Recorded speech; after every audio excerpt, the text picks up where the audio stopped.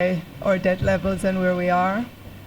But whenever I think about the debt, I always remember that a good 40% of the debt to GDP was as a result of one decision that was made in the 80s to take on the financial crisis.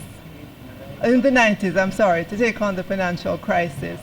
So in terms of your question, when we look at the debt, what is the return on the things that were created from the debt? Right away you can take out that 40% of GDP and you'll probably realize that there's been no return on that portion of the debt. It was just absorbed and we're paying for it today. So I don't know if that helps the situation when you think about it.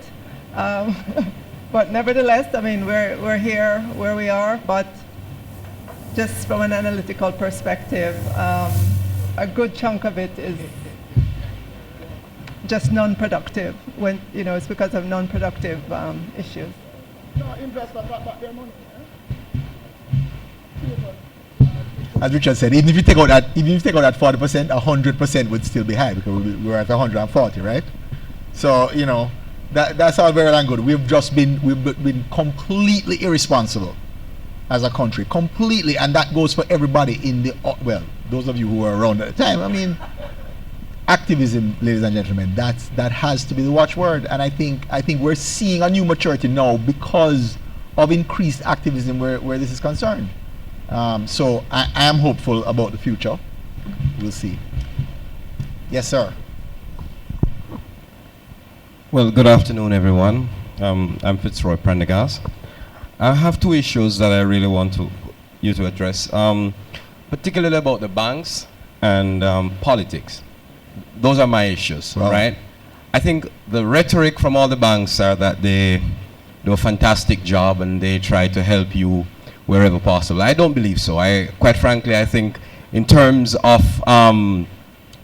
small businesses, it's total headache. It's difficult.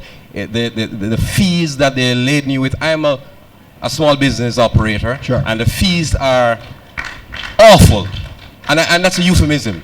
And banks are not investor friendly. I was fortunate to be at the stock exchange the other day and looked at some young people who had great ideas. I was really impressed at the level, the creativity. And I said to somebody there that, most of that will die. Unfortunately, most of that will die. If you replicate it across Jamaica, and we were just in a small room, and you saw the amount of persons with great ideas. What they needed is the help to move that idea beyond just a notion. But unfortunately, most of that will die. Because what? They're going to meet up on a lot of cul-de-sacs and a lot of, if so how do you change that? I don't know. You tell me. You are the expert. I mean, I'm not the expert, no. But I just get frustrated when I look at, we have all these economic forums and so on, and there's no way of actually moving beyond just rhetoric and dealing with the crisis. The crisis is if you don't empower small businesses, you're going to always have a problem. It don't matter how you talk, because small businesses employ most of the people in Jamaica. We just have about 10 to 12 major businesses in Jamaica. Jamaica is only 2.7 million people. Well, the other thing I have a problem with is this, our 5-year politics, which is a detriment to our growth. Because I heard the minister talking, and congrats to passing all these IMF tests, but guess what? The election is called for December 2016, and we're going to see an upping, and everything is going to go out of whack, because guess what? I need to be in for the next 5 years, and it's both political parties I'm talking about. And unless we change that dynamic, we're going to always be coming every other while to talk about we're not, this is not happening and that is not happening. Our politics is archaic, it's foolish, and we don't operate sensibly. Okay.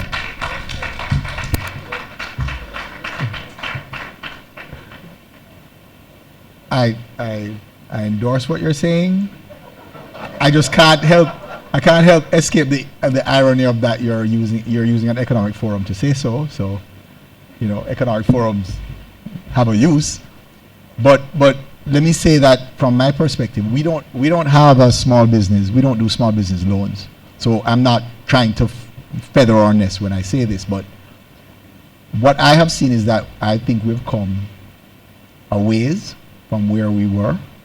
I don't think it's where it needs to be at all. But the only way you're gonna get improvement is through competition, right? You can't legislate it, right? You can't complain it into being. The only way that you're going to get it is by demanding those services from companies, right? And so I don't have to be defensive because we don't have a small business unit, but that's how I feel about all kinds of banking. So I mean, I've been in the business, corporate level, investment level. If I go into a banking hall and I mean, the service that I get, I'm leaving that bank. It is difficult to leave, right? But unless you do that, there is no future in it. If we keep taking the kind of service that you get, right, it will never change. Let me get some more of your answers first before you, because you want answers, right? I mean, yeah, you're looking for answers, right?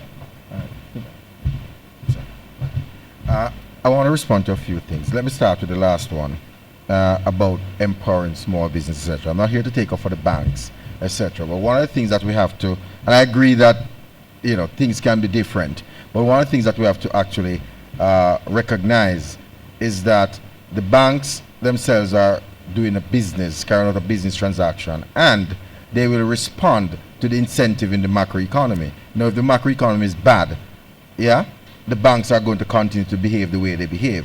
So if you fix the macroeconomic environment, there's an incentive, a significant incentive for them to change their behavior. And I think that is something that is fundamental that has to happen. So they really need to look at that. The issue of the issue of the natural resources that the gentleman mentioned, it's an important issue. But let us also remember that the truth is that the international trading system in most cases is very penal to developing countries who try to add value to their natural resources. Very, very penal. Did you know that if we were to convert the ore to alumina and then alumina to aluminium in Jamaica, and we were to export the aluminium, you know that we end up paying a higher tariff than if we were to export the ore to the United States or Canada. They produce the aluminium and then send it back to Jamaica.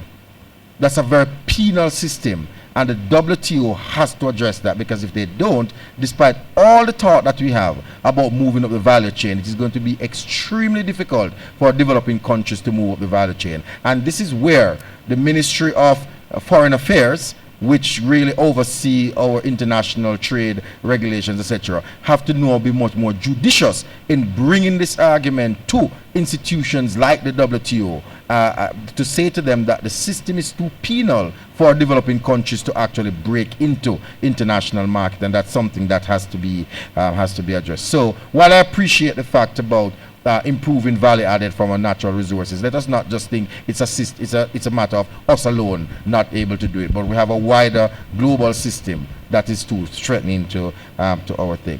The final point about the debt. Yes, Favour is right about the decision in 1996, I think it was, to take on FinSoc.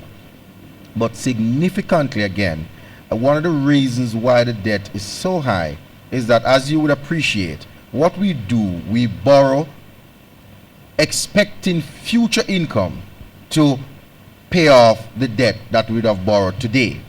The challenge that we have had is that the economy has not grown significantly or sufficiently so that the future income that is generated is sufficient to pay off the debt, and therefore we continue to build a stock of debt without actually fixing the economy. And this is why at the heart of dealing with the debt issue is to grow the economy, because if you don't, we're going to be in this perpetual cycle that we're borrowing based on future income, and then the future income is not sufficient to deal with the debt, and that's something that we have to address, and that's why growth is actually the heart of any program that is going to drive down the debt.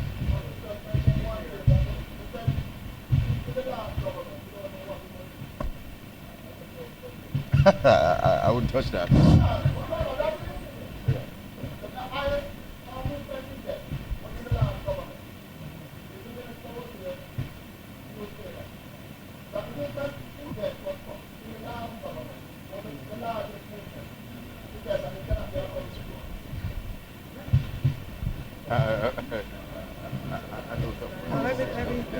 Let me get that. I don't have the actual figures at my fingertip, but I know exactly what you're talking about. And if you look at it, the government then took on the debt of Air Jamaica.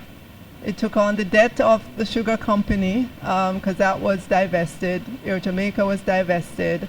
There was some foreign exchange movement that increased the stock of debt then. There was off-balance sheet financing that was never counted in the debt stock. So you have to make all that adjustment. I don't think you can just look at the number and say, oh, we had a large movement without understanding what caused it. During that government, during that time, there was a cleanup that was going on in the economy of major enterprises, major government enterprises that were loss-making, that had racked up a lot of debt, that were never counted in the stock of debt. So I think, to be fair, you have to look at the details. When you look at the overall figure, the macro figure, and you do your calculation, you have to be fair and look at what it is. Ask the question: what is it that has caused that movement in the debt, over that period of time? All right. We have a burning question here, but you wanna.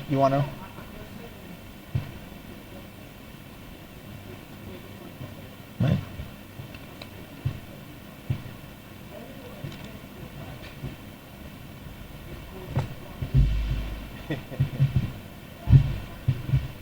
Except over the last 3 weeks, though. Yeah, I'm just saying over the last 3 weeks.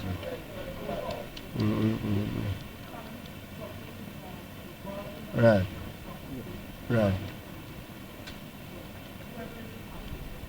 Right. Post the chat. Post the chat. Okay, we're going to take a last question here. Ladies and gentlemen, we have food on my right, your left, and we have the kiosks on my left, your right.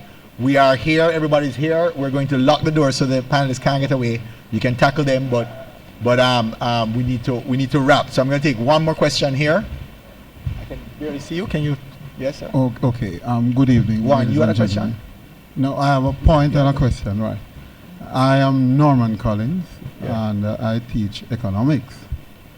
So I have a point before I ask the question. The point, when you raise the point that it is kind of unfortunate that the gentleman was using such a forum to... No, I never said it was unfortunate. I said it was ironic that he was railing against the economic forum, yet we are here, and that's why well, an we're able to irony get is a our kind of unfortunate situation. No, not at all. Go ahead. The point I'm making is that political policies drive economic decisions. That's the first point.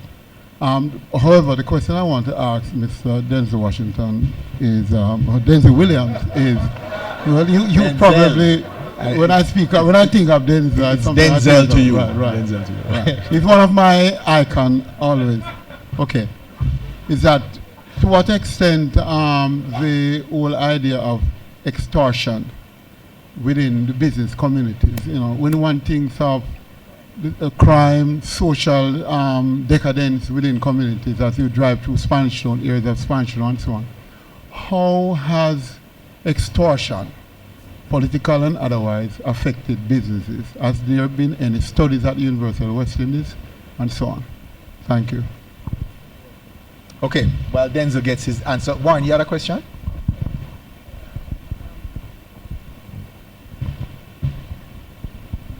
Okay. Professor Williams, in his presentation, I think quite correctly, and I think most of us will agree, mentioned that what Jamaica needed was growth above 2%. He also listed some immediate projects, mainly infrastructure, projects that would increase the capacity, productive capacity of the country, right? And we're talking things like irrigation, road development, etc. Right? It seems to me, though, that there is a constraint. There's a fiscal constraint. I think maybe the IMF has something to do with it. And I think because of our record, we have what? Eight tests we have passed, and You know, we recently reduced our debt by what, 10-11%. 10%. I wanted to get the view of the panel, and maybe especially Prof. Should we not be able to approach the IMF, you know, to say, well, you know, we're not abandoning fiscal discipline by all means. It's not a black and white situation. But let's look on it again to give us a little room so that we can in fact take on these investments as a sort of stimulus to the economy to get things going, you know. Because as I see it, we talk about 5 billion or 4 billion investment needed. I don't think we have the leeway at this time. So I think I'd just like to get the view of the panel on that. Thank you. Okay, thank you. Thank you for both those, and we're going to get some answers in short order. Yeah. Somebody from, I think it's Facebook, wanted me to mention, please mention women,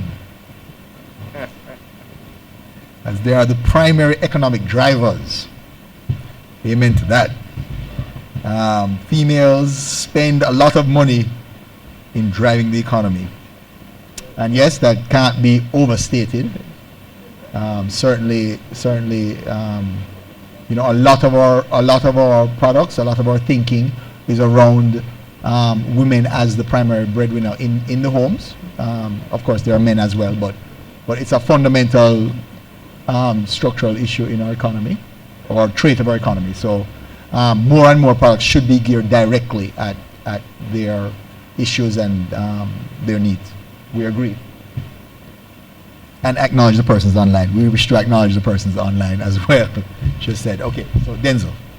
Okay, thanks a lot. Let me address the first question on extortion. I was trying to find online a while ago the year for the study, but the late Professor Alfred Francis did a piece of work on crime and the impact on the economy. That would be an important piece of work. I think it was 2001. I just don't remember the exact year, but you can Google it. Yeah. But Professor Francis did a piece of work on the impact of crime on the economy. You're absolutely correct.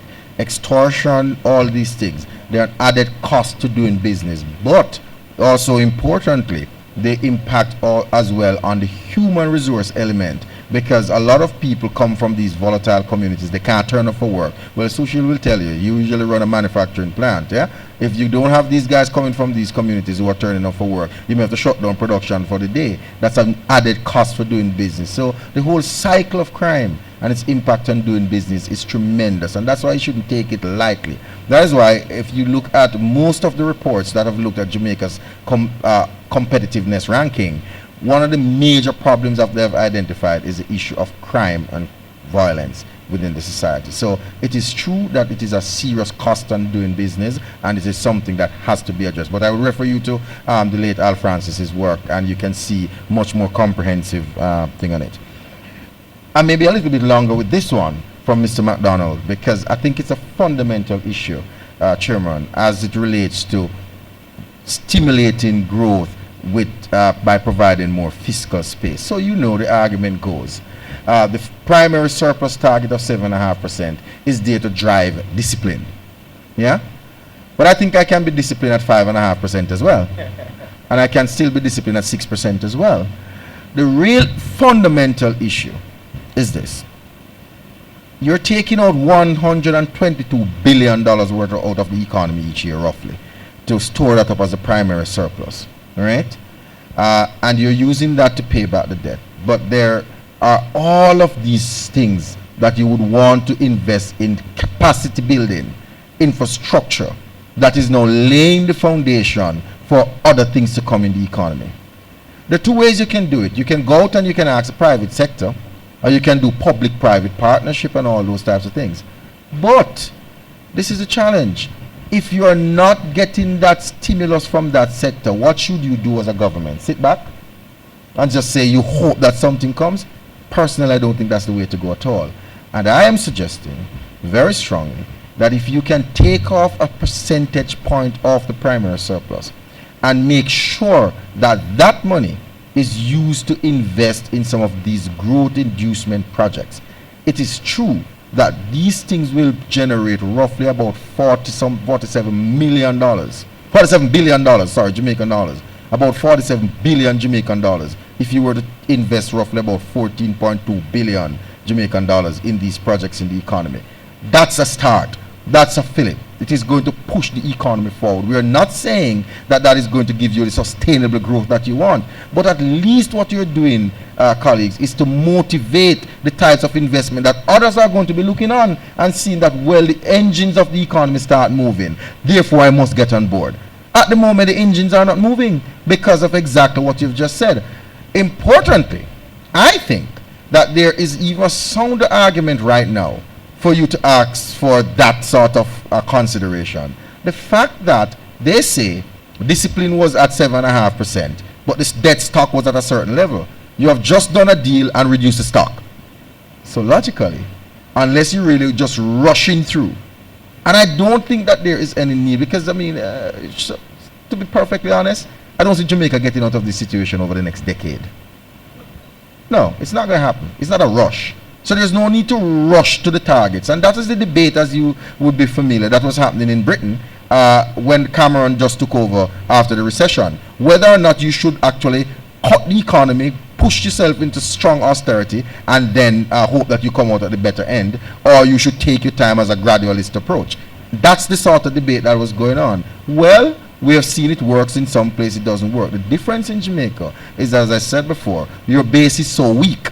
And the truth is that the state is going to become a significant enabler in the Jamaican context. Unlike Britain, unlike Spain and the others, where you have strong institution, a strong foundation already. These things, you can say these things and then the economy will take off because the conditions are there. The history in Jamaica is that in a small country like ours, the state has always been a strong facilitator for development, and we have to use the state in a more strategic way to actually jumpstart the engine for development. So I would agree with you that we need to reconsider how we can actually get some fiscal space to get some of these things off. Okay, thank you. Thank you. Thank you. Warren, that suits you. So, before we close, I just want to remind you that our premise is that personal financial independence and economic independence are intrinsically interdependent. Some degree of national independence is needed for us to achieve financial independence as individuals. And financially independent citizens are crucial to Jamaica achieving economic independence as a nation. While there are some Jamaicans who are well on their way to being financially independent, for many others, financial independence feels like a distant dream. For financial independence to be attainable by a wider cross-section of the population, those who have achieved it will have to hold the door open for others. And we must take conscious action in government and in the private sector to expand the inclusion of our people as users and beneficiaries of the financial services sector and the overall financial system. Our economic challenges cannot be solved by the government. It requires public-private partnerships, as well as personal responsibility and accountability. Financial independence is, in many ways, a personal achievement for oneself and one's family, but it can also be an achievement for the community when it leads to the creation of jobs with fair wages and support for community efforts, as well as education and empowerment. As the community's financial well-being improves, so will the nation's economic independence. As the nation becomes more economically independent, the increase in economic activity and income will in turn lead to a more widespread financial independence, moving us from a vicious cycle of poverty to a virtuous cycle of prosperity. Then and only then will we be truly independent. On behalf of the Victoria Mutual Group, I take the opportunity to thank all of you who attended this forum and our panel of presenters who made the forum what it was. Please give them a round of applause. Thank you, panelists. But more importantly, I want to also thank the participants from the audience, because that's the real sauce on the chicken. So thank you very much, audience. Thank you for your participation. And for those who attended and didn't actively participate, we will see you next time, and we will look forward to your questions. I know the lady in the second row there has a burning question for the next time. So we're going to look forward to seeing you. I invite you again, ladies and gentlemen, to view our booths, stay and have some fellowship with us, and look forward to hearing from you how we can assist your journey to financial independence. Thank you.